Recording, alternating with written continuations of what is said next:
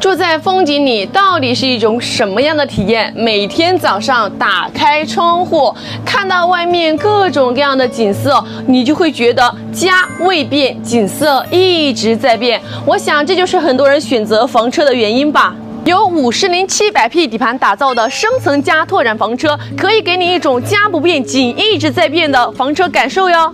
5.2升的排量搭载的是爱立信1000mH 的变速箱，动力十分强劲，换挡更加丝滑。车长5.99米，车宽2.45米，车高3.48米。2楼升起来之后呢，整个车高是5.1米，那不就是妥妥的移动小别墅吗？如果担心限高过不去，在车头的中间呢，准备了智能限高预警系统，在行车的时候呢，会给你发出一些提醒，并且你可以在导航上方把我们整个车的3维尺寸输入进去，在给你规划路线的时候呢，它会规避掉那些限高地方，这样咱们出行呢是无忧的。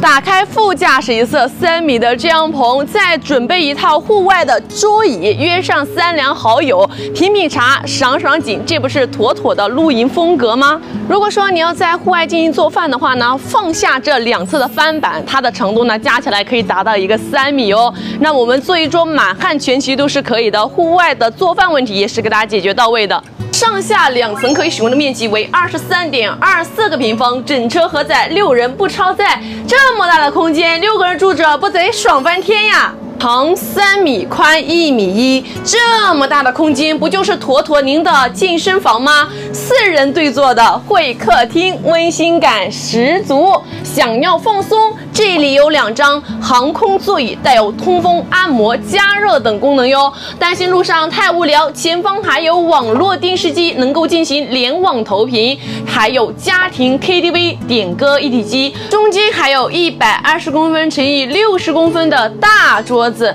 可以玩纸牌，还可以喝茶哟。所有的娱乐功能全部都有，您还怕啥呀？2排的话呢是2张座椅，采用的是汽车商务座椅，带有3.1式的安全带以及安全头枕，为您的安全保驾护航。下方呢还有一个抽拉的储物抽屉，日常的话呢可以放一些我们的书啊以及零食之类的都可以放。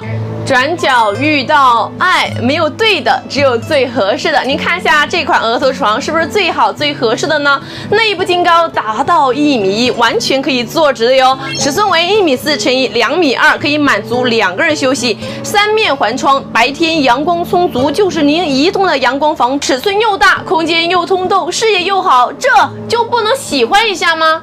内置厨房呢，无论是从空间上还是布局上面、配置上面，全都是做的是顶配的。2.25米的厨房操作台面，3个人可以同时在这里做饭哟。而且还给大家配备的是加深的洗菜池以及冷热水交替的水龙头，包括我们里边还给大家准备了是柴油炉加电磁炉的一个双炉灶的一个选择。炉具的话呢，都配有2个，那么做饭问题呢，无需去考虑。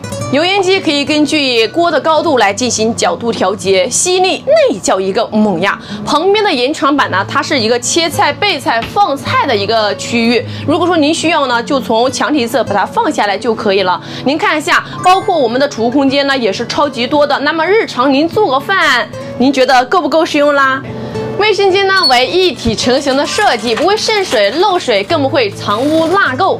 里面的配套设施呢是相当齐全的，智能化妆镜、洗手台以及高脚位的水龙头，旁边是给大家配备的是智能的恒温花洒以及智能马桶，以及防反味的换气扇，保持我们整个车内的一个空气清新。通过旋转式的楼梯来到2楼，2楼的话呢，就可以说是一个独立的大平层了。中间呢是给大家准备的1.3米乘以2米的双人大床，自带了席梦思的床垫，真的是超级柔软，睡在上方呀，我就不想起床啦。